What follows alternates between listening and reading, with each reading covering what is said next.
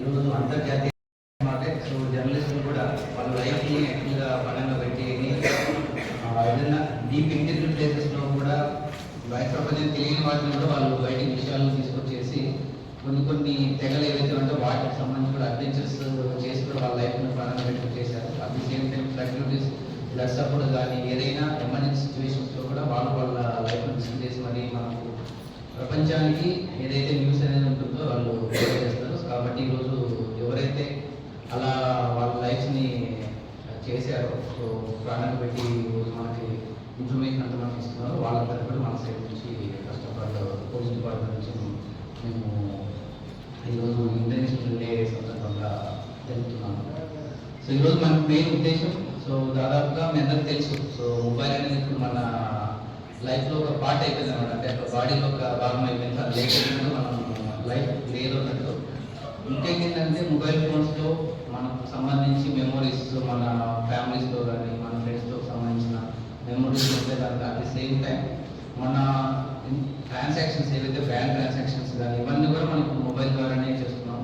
So important documents ఏదైనా మన ఎడ్యుకేషన్కి సంబంధించి కానీ తర్వాత మనకు ప్రాపర్టీకి సంబంధించిన డాక్యుమెంట్స్ అన్నీ కూడా మనం ఏంటంటే ఈమెయిల్ ఇట్లాంటి వాటి మనం సేవ్ చేసుకుంటాం. తర్వాత మన కాంటాక్ట్స్ అన్నీ కూడా మోస్ట్ ఆఫ్ ద మన కాంటాక్ట్స్ అన్ని కూడా మన మొబైల్లో మెమరీ అని మనం పక్కన పెట్టేసాం. సో కాంటాక్ట్స్ సేవ్ చేసుకుంటాం కాబట్టి ఎవరైనా కూడా మొబైల్ లాస్ అయిందంటే ఆల్మోస్ట్ వాళ్ళకి సంబంధించిన డేటా అంతా వాళ్ళకి వెళ్ళిపోతుంది.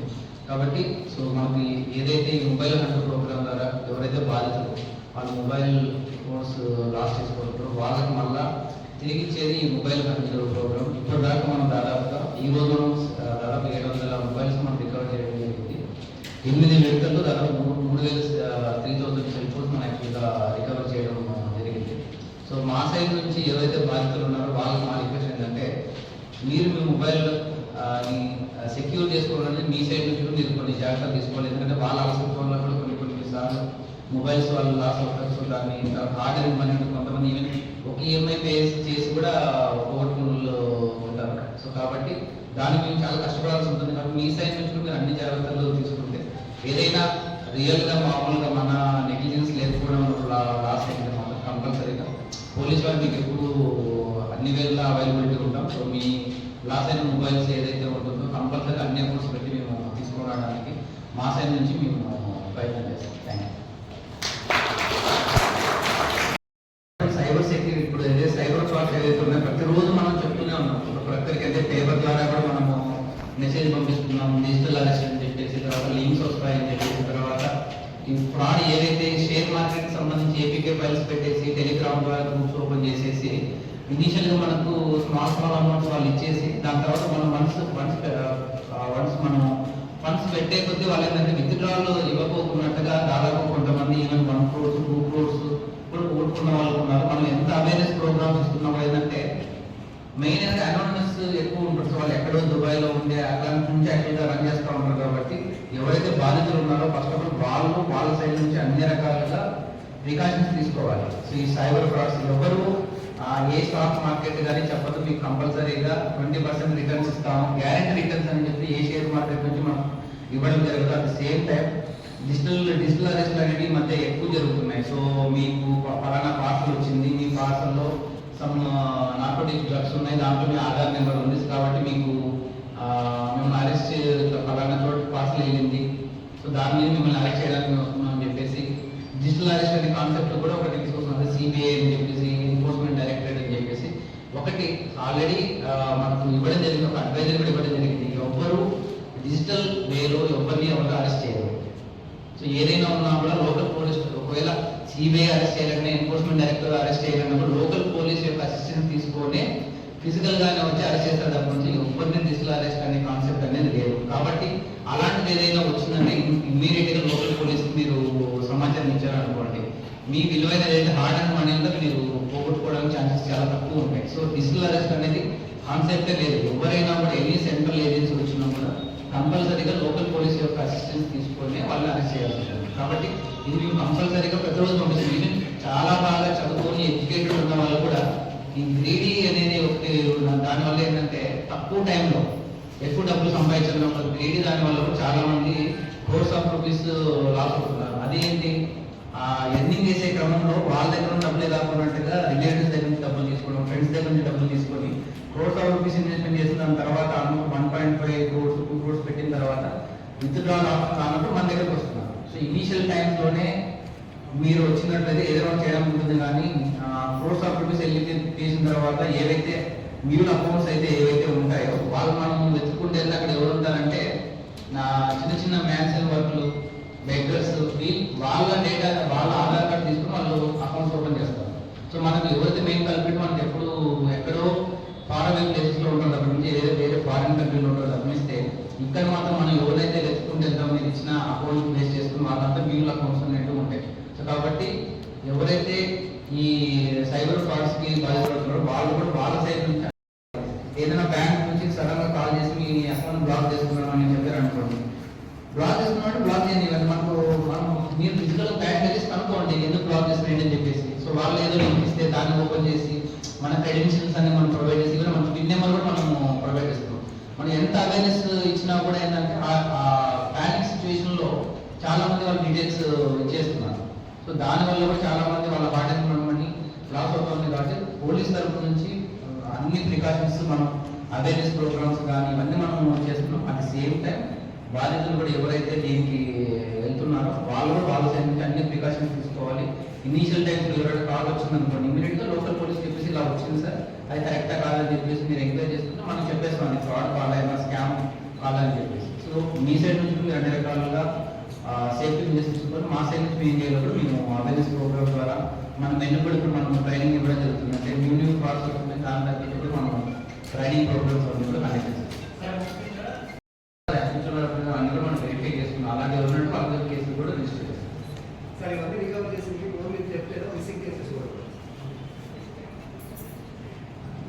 అన్ని రకాలుగా ఉంటాయి, అన్ని రకాలుగా ఉంటాయి. సో మనం వాళ్ళకి ఇచ్చేటప్పుడు కూడా వాళ్ళని బిల్స్ అవన్నీ ప్రొవైడ్ చేస్తే మనం వాళ్ళకి ఇవ్వడం జరుగుతుంది. ఎందుకంటే చిన్న ఎగ్జాంపుల్ చెప్తాను. ఒక పర్సన్ చెన్నైలో మొబైల్ మిస్ అయ్యారు. సో చెన్నైలో మొబైల్ మిస్ అయితే మా ఫ్రెండ్ కాలేజ్లో మా ఫ్రెండ్ మొబైల్ మిస్ అయ్యింది, మనకి ఎవరికి ఛాన్సెస్ ఉన్నాయి.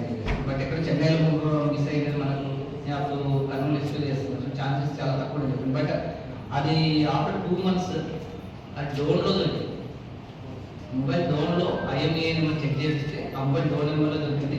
మేము మళ్ళీ మా పోలీసు వాళ్ళని పంపించేసి దాన్ని డిప్లాయ్ చేసి తెప్పించేస్తే చెన్నై నుంచి అక్కడి నుంచి అక్కడికి మనం హ్యాండ్ ఓవర్ చేస్తాం. సో కాబట్టి ఎక్కడి నుంచో అనేది కాదు, main based IMEI number base చేసుకుని మనం అక్కడ ట్రాక్ చేస్తాం.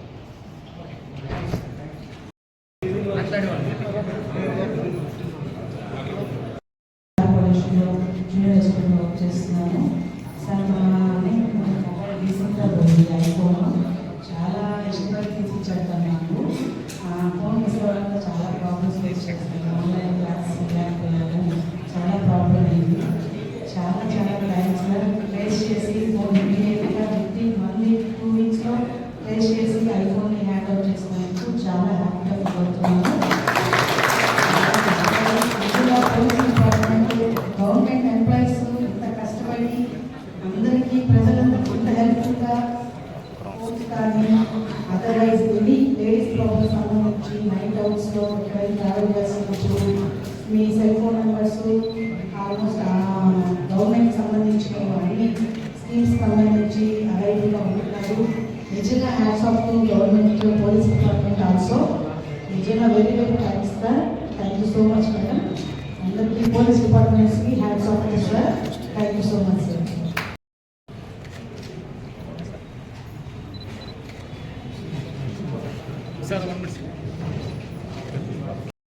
అదే కాకుండా ఈ సార్లతో నాకు చాలా అనుబంధం ఉంది.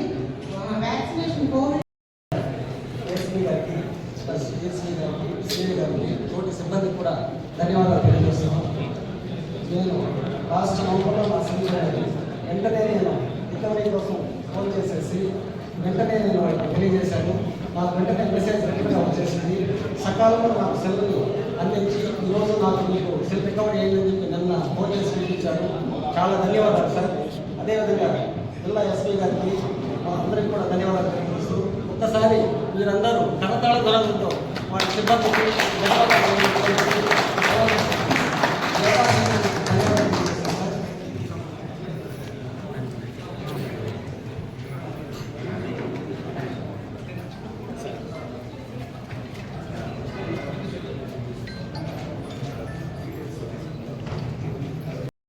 ఇంట్లో వాళ్ళు ఎలా నాకు ఎప్పుడుగా ఉంటారో నాతో అలాగే వాళ్ళు ఉండి నా డ్యూటీని సక్రమంగా నిర్వహించడానికి వాళ్ళు నాకు సహాయ సహకారాలు అందించారు సార్. కాబట్టి నేను ఆ రోజుని ఎప్పటికీ మర్చిపోలేదు. అలాంటి కోవిడ్ రోజులకి ఎప్పుడూ రాకూడదు సార్ అని నేను మనస్ఫూర్తిగా కోరుకుంటున్నాను. హాస్పిటల్ సప్లై ఇవ్వాలి, సచివాలయానికి సప్లై ఇవ్వాలి, మీకు సప్లై ఇవ్వాలి. నేను ఒక్కదాన్ని చేశానంటే సార్ మేమున్నాం మేడం మీకు అని నాకు ఒక వెహికల్ ఏర్పాటు చేయించి అన్ని దగ్గరికి వాళ్ళే దగ్గరుండి సప్లై చేయించారు. కాబట్టి ఆ రోజు నేను మర్చిపోలేను. ఇక్కడ మనకి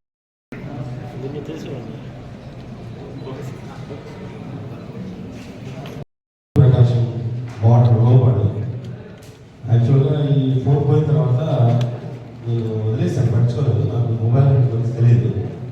సో మా ఫ్రెండ్ నెల్లూరు ఆ మొబైల్ అంటని నెల్లూరు పోలీసులు దాన్ని చాలా విస్తృతంగా చూస్తాను, చాలా బాగుంది. దాంట్లో నేను అప్లై చేయడానికి నాకు సహాయించాడు. నేను స్టేషన్కి వెళ్ళినప్పుడు ఈ విషయం చెప్పినప్పుడు ఇమీడియట్గా నా మొబైల్ తీసుకుని ఆ నెంబర్ వాట్సాప్ చేసి ఎస్ఐ గారు చేస్తే నేను నవ్వాను. నేను నమ్మకలేదు యాక్చువల్గా. లేదండి ఖచ్చితంగా ఇది మాత్రం అవుతుంది అని నాకు దగ్గర నుంచి చేసిన నిజంగా ఆ రోజు ఎస్ఐ గారికి నేను రుణపడగలను. అదేవిధంగా ఈ మొబైల్ హంటింగ్ వచ్చేసారు. నిజంగా నేను సర్ప్రైజ్ అయ్యాను. నేను నిజంగా నా మొబైల్ మళ్ళీ నాకు వస్తాను నేను అనుకోలేదు. Thank you very much sir.